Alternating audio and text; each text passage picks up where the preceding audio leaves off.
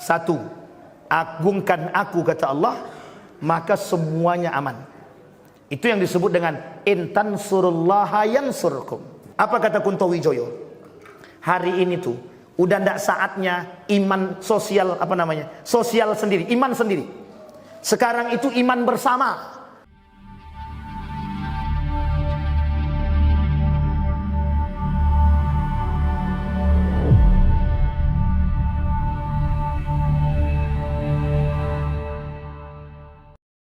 Nah, Bapak Ibu sekalian yang berbahagia, kembali kepada poin tadi. Dalam Isra wal Mi'raj, yang menjadi simbol dalam Isra wal Mi'raj itu saya ambil Pak, 4 poin saja. Kalau terbanyak nanti Bapak bilang, "Ustaz, cukup, berhenti." Oke. Yang pertama, simbol pertama dalam Isra dan Mi'raj itu, nomor satu, akidah diperkuat. Coba bayangkan, kalimat itu dimulai dengan kalimat apa? Subhana. Arti subhana itu apa? Pengagungan kepada Allah. Manusia, agung aku dulu, baru kalian percaya dengan yang lain. Sekarang kita lihat sekarang. Apa yang disampaikan oleh Allah ini dan Rasulnya terbukti, Pak. Orang hari ini lebih condong dengan akal ketimbang dengan iman. Nah, kalau kau tak belajar, kau bodoh. Betul apa salah? Kalau tak belajar kau bodoh. Betul apa salah? Nah, itulah Pak, rusaknya akidah kita sekarang. Yang membodohkan itu, yang memintarkan siapa? Belajar atau Allah? Belajar itu wasilah. Allah katakan dalam Al-Quran, jelas ayatnya dalam Al-Quran. Kata Allah apa? Wattaqullah, bertakwa dulu kepadaku kata Allah, wa yu'allimukumullah, dan Allah akan ajarkan kamu. Sekarang ini kita ngajar anak begitu. Nak, kalau kau tak mau belajar, ndak akan pintar-pintar. Bu, saya punya kawan, demi Allah kawan saya tak pernah belajar selama di pesantren. Nomor 3 dari 1000 orang, panggilan ketiga. Itu saya menyaksikan. Dan uniknya lagi, saya juga menyaksikan kawan saya sendiri belajar mati-matian, nomor terakhir Pak. Dari 1000 tadi, nomor paling akhir. Udah dapat syafaat tuh untuk dinaikkan. Coba bayangkan. Artinya apa? Bukan itu yang diinginkan oleh Allah, iman. Makanya kalimatnya sederhana, subhana, puji aku, agung aku. Katakan bahwa aku yang paling berkuasa. Karena Allah tahu Pak, yang tidak percaya dengan perjalanan ini mesti banyak, tidak mungkin sedikit. Singkat cerita, turun Nabi, yang percaya cuma 1, Abu Bakar. Sisanya nggak percaya Pak. Sebagian sahabat yang lain ragu, padahal mereka sudah masuk Islam, tapi ragu. Yang murtad banyak. Sampai di sini bisa dipahami Bapak Ibu. Artinya kata Allah, yakin dulu kepadaku. Sekarang ini kan tidak. Saya sampaikan sekarang. Buya Hamka bilang begini, sekarang itu banyak namanya syirik modern. Syirik modern. Tahu Bapak Ibu syirik modern? Ingat ya Bapak Ibu, syirik modern ini itu merusak amal ibadah kita, sama dengan kesyirikan yang kita buat. Apa contoh syirik modern itu? Percaya pada batu ponari. Tahu batu ponari? Oh, jangan salah Pak. Batu ponari itu, batu ponari, ketika sedang tenar-tenarnya batu itu yang ngantri 2 kilo. Hanya minta minta air yang dikasih batu, dicelupin, pot gitu. Kaya mendadak itu. Sangat kaya mendadak. Kiai siapa lagi namanya itu ya? Yang bisa mengeluarkan, menggandakan uang. Diambil tangannya dari baju, dikeluarkannya duit. Siapa namanya itu? Tuhan ya Allah, lupa pula namanya. Nah, itulah pokoknya. Coba Pak, uniknya bergelar profesor, percaya. Apa kata profesor tadi? Aku percaya seutuhnya kepada beliau. Coba bayangkan, bisa menggandakan uang. Ini dah banyak syirik-syirik modern tuh ya kayak gini. Tapi sebenarnya ada yang lebih parah hari ini. Percayanya manusia kepada manusia. Minta bantunya manusia kepada manusia. Ini saya ambil fenomenanya Pak. Fenomena minta masukkan anak ke tempat kerja pakai orang dalam. Itu fenomena kesyirikan yang nyata. Itu syirik modern. Yang kedua, syirik yang kedua apa? Syirik rebutan kursi. Kayaknya hangat betul kursi DPR tuh. Sampai menghalalkan yang haram, mengharamkan yang halal. Suap tuh halal apa haram? Suap halal apa haram? Bapak Ibu harus paham. Saya kasih tahu Bapak Ibu. Di bawah 100.000, kata panitia, itu tidak suap. Di bawah 100.000. Coba tanya kepada para orang, mohon maaf, pelaku politisi. Betul apa tidak yang saya katakan ini? Karena ini hasil diskusi saya. Saya tanya sama abang yang mau maju itu. Bang, jangan suap ya. Apa jawaban dia? Ustaz, kata panitia itu Ustaz, 100.000 ke bawah itu tidak suap. Yang jadi tolak ukur bukan mereka. Yang jadi tolak ukur agama. 100 rupiah pun tetap. Uniknya lisan berkata tolak, tangan terima. Coba bayangkan. Rebutan kursi Pak. Yang mereka rebutkan itu apa? Kekuasaan. Artinya apa? Kursi kekuasaan menjadi Tuhan hari ini. Betul kata Nabi. Apa kata Nabi? Kelak akan terjadi hari kiamat. Tidak akan terjadi hari kiamat sampai mereka merebut atau berebut kekuasaan. Harta menjadi Tuhan. Kekuasaan menjadi Tuhan. Manusia menjadi Tuhan. Itu syirik modern. Syirik modern. Orang sekarang takut kehilangan harta, tapi tidak takut kehilangan iman, tidak takut dia. Ustaz, itu kan sekarang sistemnya zonasi. Anakku Ustaz di zona yang sama, tapi tidak bisa masuk sekolah itu. Ada tidak Ustaz kenalan yang bisa masukkan anakku ke situ? Ada. Siapa Ustaz kenal? Tuhan. Diam dia langsung. Mohon maaf Pak, mohon maaf, mohon maaf. Anda punya masalah, datang ke Allah.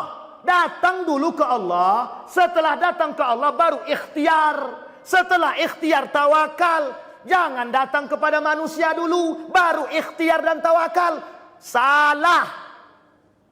Sampai di sini bisa dipahami Bapak Ibu. Sekarang itu kata Buya Hamka, itu syirik modern tuh begitu. Syirik modern. Takut orang kehilangan harta hari ini. Tapi tak takut kalau kehilangan iman tuh tidak takut. Kehilangan Tuhan tidak takut. Yang mereka takutkan kehilangan harta. Satu, agungkan aku kata Allah, maka semuanya aman. Itu yang disebut dengan intan surullaha yansurkum, ihfazillaha yahfazka kata Allah. Kalimat selanjutnya dari hadis tadi, ihfazillaha tajid tujahak. Kau mau apa kata Allah? Agungkan aku, apa yang engkau minta aku kasih kata Allah. Itu Allah yang bilang, bukan kita Pak. Cuman kan kita ragu. Ya Allah, masukkan anakku PNS ya Allah. Dia sudah daftar ya Allah. Besoknya dia ragu. Tapi anakku kan IQ-nya tak tinggi-tinggi banget. Nah, ragu dia Pak. Jadi kalau kita sudah berdoa pada Allah nih Bapak Ibu, jangan ragu. Allah kata Nabi dalam hadisnya, innallaha la yaqbalu du'a min qalbin ghafil. Allah tidak mau terima dari doa orang-orang yang lalai hati dia, yang meragukan Allah. Tidak akan Allah terima. Lalu kita berharap kepada Allah. Kenapa Allah tak kabulkan? Karena kita tidak yakin kepada Allah. Kita lebih yakin manusia yang memberikan solusi. Sama Pak. Sakit kita datang kepada Allah. Setelah kepada Allah, ikhtiar kita berobat. Jangan dibilang obat itu yang menyembuhkan. Kalau bukan karena paratusit nih ya, tidak akan sembuh batu anakku nih. Rusak akidah kita Pak, rusak. Kalau kita yakin obat yang menyembuhkan kita, rusak akidah kita. Itu satu, simbol pertama. Ketauhidan kepada Allah. Makanya mohon maaf, dimulai dengan kalimat subhanah. Tujuannya pengagungan kepada Allah. Kalau kita sudah beriman kepada Allah, apapun kita pasti percaya. Sekarang saya katakan sama Bapak Ibu, telaah baik-baik kalimat ini, telaah baik-baik. Bukan persoalan benar atau salahnya cerita di dalam Al-Quran, tapi bagaimana cara kita memetik hikmah di balik cerita yang ada di dalam Al-Quran. Betul apa salah? Betul apa salah? Saya ulangi sekali lagi. Bukan persoalan betul atau salahnya cerita di dalam Al-Quran, tapi bagaimana cara kita memetik hikmah, pelajaran daripada cerita yang ada di dalam Al-Quran. Betul apa salah? Betul Bapak Ibu ya? Itulah rusaknya akidah kita sekarang. Berarti Bapak Ibu sedang meragukan kebenaran ayat Al-Quran. Makanya mohon maaf, mau berdoa mati-matian tidak akan dikabulkan sama Tuhan. Tidak akan. Bapak Ibu, cerita di dalam Al-Quran betul mutlak. Itu iman, itu akidah. Sampai di sini paham Bapak Ibu? Jangan kayak Kumailah. Tengok di Google, namanya Kumailah. Apa kata Kumailah? Cerita dalam Al-Quran itu dongeng. Kalau dongeng kira-kira perlu dipercaya apa tidak? Astaghfirullah wa atubu ilaih. Jadi lawan kita ini banyak Pak. Kalau tadi Riau darurat yang tadi itu dari segi perilaku, akhlak dan lain sebagainya. Sekarang kita negara Republik Indonesia ini darurat akidah. Itu dia liberalisme, Syiah ada, Khawarij ada, Mu'tazilah ada, Murji'ah ada, liberal ada, plural ada, sekulerisme ada, feminisme ada, materialisme ada, rasionalisme ada, semua ada. Kita nih melawan mereka. Semua nama yang saya sebut tadi musuh kita. Bayangkan, Majelis Ulama bilang begini, haram mengucapkan selamat Natal. Datang orang munafik, boleh mengucapkan selamat Natal. Rusak apa tak rusak? Nikah beda agama itu haram. Kata orang munafik, boleh nikah beda agama. Pertanyaan saya adalah, itu yang ngomong muslim apa non muslim? Muslim Pak. Musuh kita atau bukan? Kita dengan orang munafik jangan diam, lawan dengan ini, dengan iman. Sampai di sini bisa dipahami Bapak Ibu? Ini sampai jam berapa ketua? Kalau tak dibontikan, tak bontikan jam 1 apa ya Pak? Baik Bapak Ibu. Itu yang pertama. Akidah perlu Yang kedua, simbol yang kedua, masjid. Perhatikan dari masjid. Dari Masjidil Haram ke Masjidil Aqsa. Dari Masjidil Haram ke Masjidil Aqsa. Masjidil Haram simbol penghambaan umat muslim kepada Allah.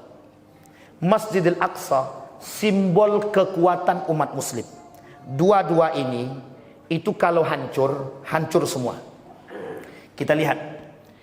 Kalau Masjidil Aqsa berhasil direbut oleh Yahudi dan Israel, maka bisa dipastikan Mekah dan Madinah akan mudah ditaklukkan.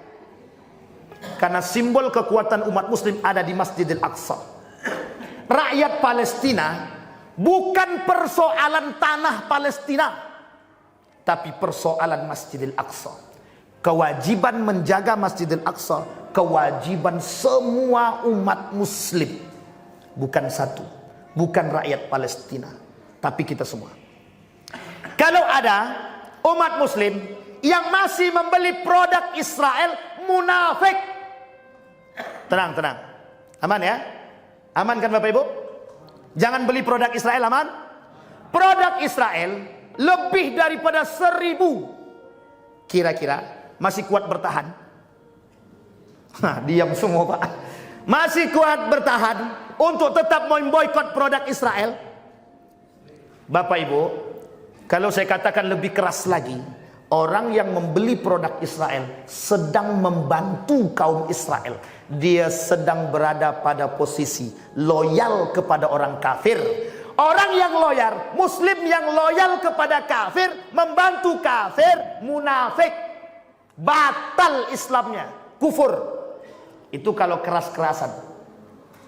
Tapi dengan akidah tidak bisa pelan-pelan. Sampai di sini paham?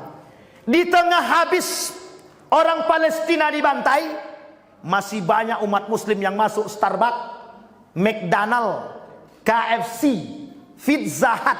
Apakah mereka tidak punya iman atau tidak punya hati? Secara kemanusiaan, jangankan pakai iman, kemanusiaan dulu. Itu tak punya Pak, tak punya pri kemanusiaan. Simbolnya di situ. Makanya mohon maaf, seluruh negara Islam khususnya, ketika persoalan Masjidil Aqsa, semua pasti turun tangan. Pasti turun tangan. Apa jawaban Prabowo? Ketika Prabowo, apa pernyataan Prabowo? Ketika Prabowo menyampaikan pidatonya di Mesir dalam perkumpulan internasional, konferensi internasional di Mesir. Yang heboh waktu itu ketika siapa namanya Erdogan keluar, yang dibuat semenah-menah oleh orang-orang yang tak bertanggung jawab. Apa kata Prabowo? Kenapa hari ini kita diinjak oleh Eropa? Karena negara Islam hari ini sendiri-sendiri. Sekarang kita lihat, kenapa umat muslim hari ini lemah? Karena umat muslim hari ini berpikir tentang diri mereka masing-masing. Betul apa salah kalimat ini? Coba Bapak Ibu lihat. Yang penting ibadah, kita tidak usah urus ibadah orang. Orang ibadahnya urusan dia, ibadah kita urusan kita. Betul apa salah? Begitukah kita mikir hari ini? Maka mohon maaf, kalau ada tetangga kita tak ke masjid, kita no comment. Yang penting kita ke masjid. Salah apa betul begitu? Sekarang tidak bisa begitu. Harus sama-sama. Kenapa majlis tablik itu, mohon maaf, lesa majlis tablik. Kenapa orang jamaah tablik itu, dia berani ngetok pintu cinta dia sama saudara dia, Pak. Kita ini ngaku cinta, tapi tidak cinta beneran. Saudara kita main judi, kita biarkan. Saudara kita narkoba, kita biarkan. Saudara kita minum khamar, kita biarkan. Pernahkah kita ngajak mereka ke masjid? Kalau tak mau mereka ke masjid, kita diam. Maka besok, Pak, bapak-bapak khususnya, kalau lewat di warung kopi, nampak laki-laki, bapak-bapak sedang nongkrong, ajak dia ke masjid. Pak, yuk ke masjid. Kalau perlu bawa kopi-kopi ke masjid sekali. Atau pindahkan warung itu ke sini. Itu lebih baik lagi tuh Pak Ketua. Siapa tahu ada warung kopi ke depan di sini. Jadi pas sebelum azan nih, ngopi orang tuh di sini, pas azan tutup kopi itu dulu katanya. Nanti setelah sholat masuk balik. Itu tak ada masalah, Pak. Yang penting tengok juga Pak Ketua. Dibuka toko kopi itu kan, la ilaha illallah, masih banyak minuman khamar ternyata. Astagfirullah wa atuub. Bayangkan, minuman khamar itu haram apa tak haram? Haram. Semua orang tahu. Semua orang tahu. Saya sampaikan Bapak Ibu, mohon maaf, ini khusus nih Bapak Ibu saya sampaikan.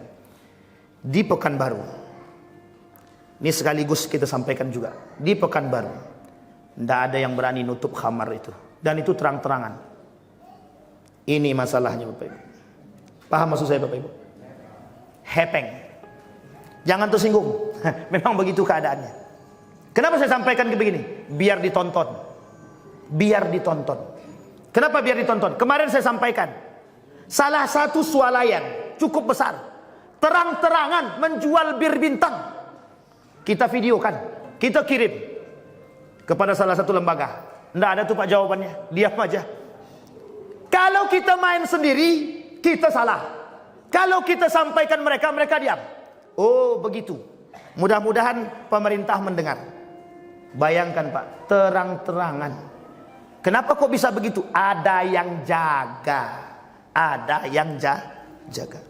Sama Pak, narkoba. Kenapa tak selesai narkoba nih? Uang bandar di dalamnya main. Gimana? Sampai di sini paham Bapak Ibu? Biar didengar, enggak apa-apa. Jadi biar semuanya juga paham. Jadi Bapak Ibu sekarang ini tak bisa kita main sendiri-sendiri. Enggak cukup pemerintah saja. Kita semua juga harus ikut andil. Kalian kalau mau narkoba jangan di sini, salah. Kalau mau narkoba jangan di sini. Memang tak di sini dia Pak, di tempat lain. Artinya apa? Mereka tetap narkoba. Kalian jangan narkoba. Dimanapun tak boleh. Itu lebih tepat. Kalau mau narkoba jangan di sini. Kalau mau minum khamar jangan di sini. Kalau mau judi jangan di sini. Memang di sini dia tak narkoba, tak judi, tak minum khamar. Tempat lain diminum Pak. Sampai di sini paham Bapak Ibu? Jadi kalimat ini perlu kita perbaiki. Kita semua punya tanggung jawab. Apa kata Kunto Wijoyo? Hari ini tuh udah ndak saatnya iman sosial sosial sendiri, iman sendiri. Sekarang itu iman bersama, social piety. Karena masuk surga itu Bapak Ibu ndak sendiri-sendiri. Masuk surga itu sama-sama. Wasiqal ladzi nattaqau rabbahum ilal jannati zumara. Kelak kalian dengan ketakwaan kalian masuk surga bareng-bareng.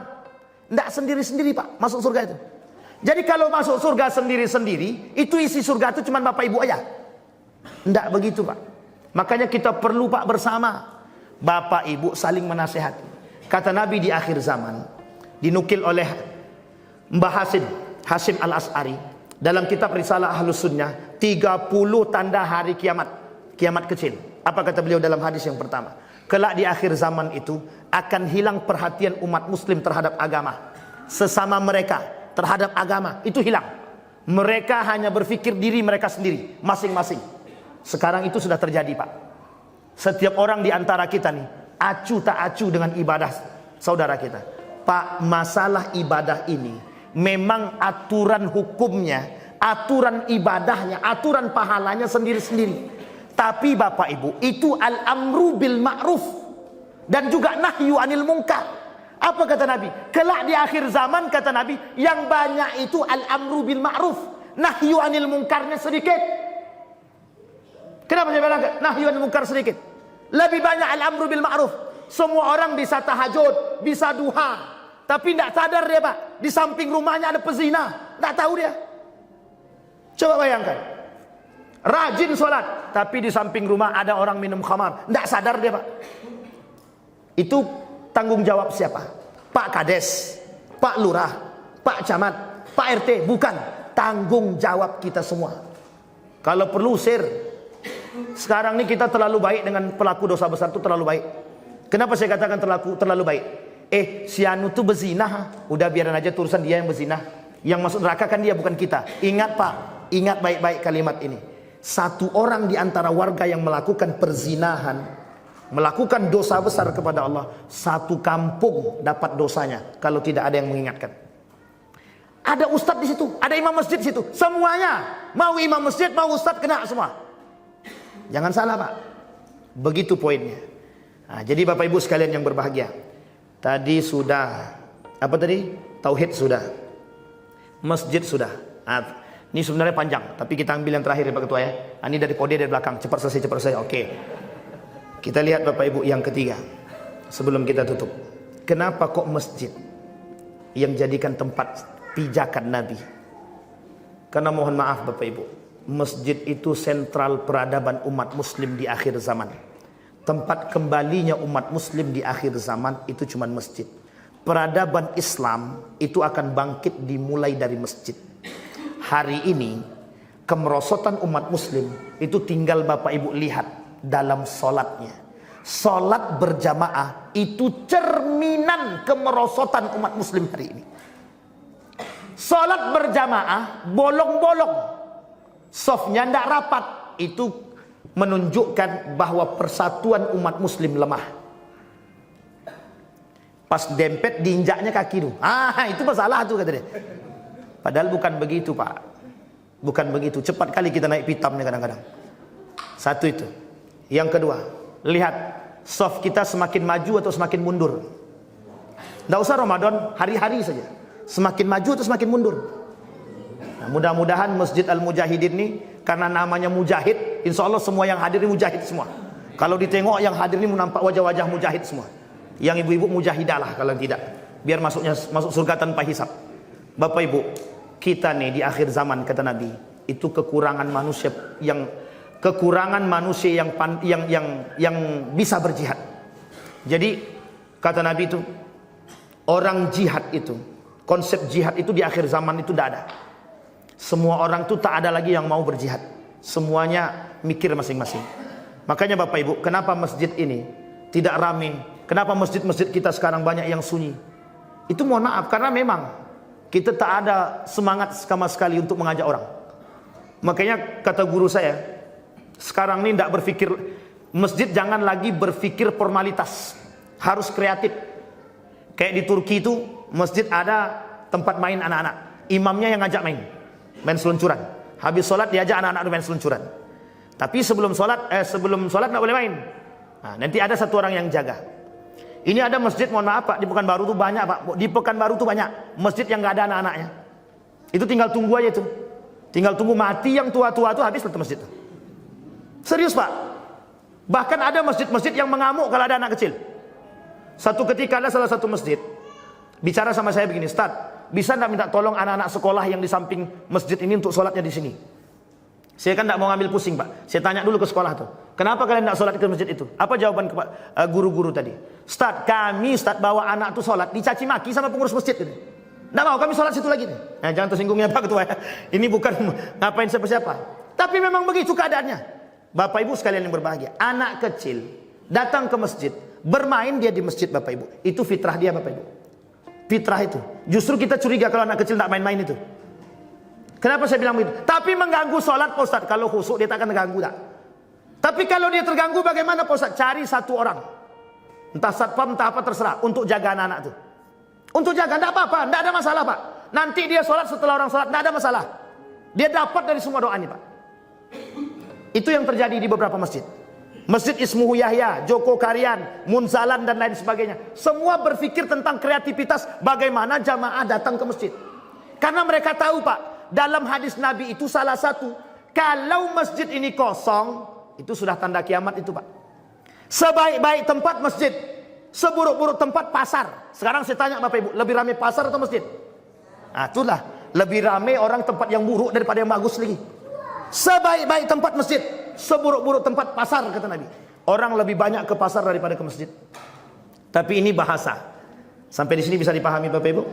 Ada pertanyaan? Enggak ada, alhamdulillah. Cukup Pak Ustaz? Pak Ketua?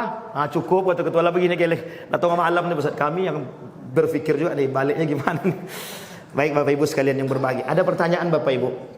3 poin yang saya sampaikan dari simbol Isra dan Mi'raj yang harus dipahami secara makna, bukan secara istilah, tapi secara makna.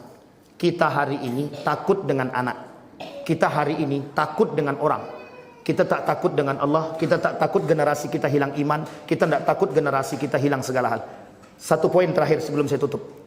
Kaum liberalisme, sekularisme, pluralisme masuk dalam struktural. Mereka akan menghilangkan nilai-nilai agama dengan cara mereka masuk dalam struktural. Ingat kata-kata saya tadi Bapak Ibu.